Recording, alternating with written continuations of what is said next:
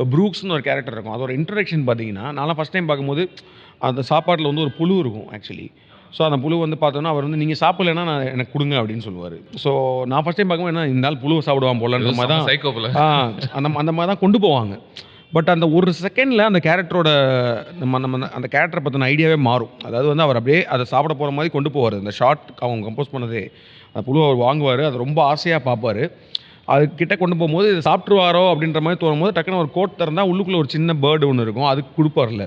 அப்படியே மாறும். நமக்கு டப்புனு வந்து அதே மாரி நம்மளுக்கே அது அது எனக்கு அந்த சீன் எனக்கு என்ன தோணுச்சுன்னா, பார்க்குற ஆடியன்ஸ்ட்ட வந்து how soon or how easily you judge people. இல்ல? Very true. டக்குன்னு நம்ம பார்த்தோன்னா ஒருத்தன இவன் வந்து புழுவ சாப்பிடுறான்ற மாரி நான் ஒரு செகண்ட் முன்னாடி தான் நெனச்சேன்.